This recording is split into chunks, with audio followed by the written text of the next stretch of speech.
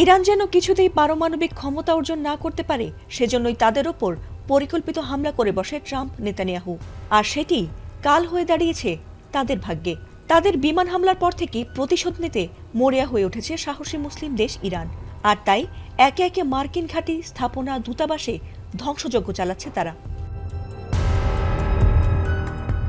Trump নেতানিয়াহুকে শিক্ষা দিতেই যেন আবারও অপারেশন ট্রু প্রমিস অভিযানে নেমেছে ইরান। আর সেই অপারেশন 4 এর অংশ হিসেবেই তারা আমেরিকা ইসরায়েলে ব্যাপক মিসাইল হামলা চালিয়েছে। আর তাদের সেই নজর কেবল স্থলে, আকাশপথেই নয়, বরং সাগরপথেও। কোনো সাগরপথেই যেন ইরানিদের হাত থেকে নজর এড়িয়ে রেহাই পাচ্ছে না আমেরিকা ইসরায়েল।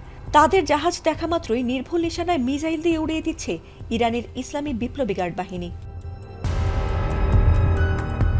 শুধু তাই নয়, একের পর এক মার্কিন সেনা নিখোঁজ হচ্ছে সাগরপথে ইরানের সঙ্গে চ্যালেঞ্জ নিতে গিয়ে।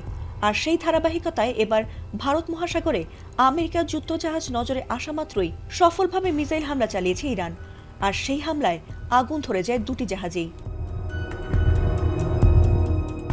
এ নিয়ে ইরানের ইসলামী রেভলিউশনারি গার্ড কর্পস IRGC দাবি করেছে, তারা ভারত মহাসাগরে মার্কিন যুদ্ধজাহাজ লক্ষ্য করে সফল ক্ষেপণাস্ত্র হামলা চালিয়েছে। সেখানে গাদর 380 এবং তালাইয়া ক্ষেপণাস্ত্র ব্যবহার করে এই হামলা চালানো হয়েছে বলে এক বিবৃতিতে জানিয়েছে ইসলামী বিপ্লবী গার্ড বাহিনী। গাদর হল মাঝারি পাল্লার ব্যালিস্টিক ক্ষেপণাস্ত্র, যার পাল্লা 2000 কিলোমিটার পর্যন্ত।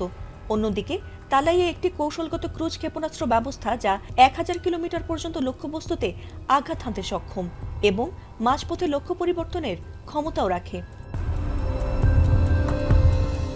এছাড়াও প্রেস টিভির এক প্রতিবেদনে IRGCর বিবৃতি দিয়ে দাবি করা হয়েছে, হামলার সময় যুদ্ধজাহাজটি ইরানের সীমান্ত থেকে 600 কিলোমিটারের বেশি দূরে অবস্থান করার পরও ইরানিদের নির্ভুল হামলায় দুটি জাহাজেই ব্যাপক আগুন ধরে যায়।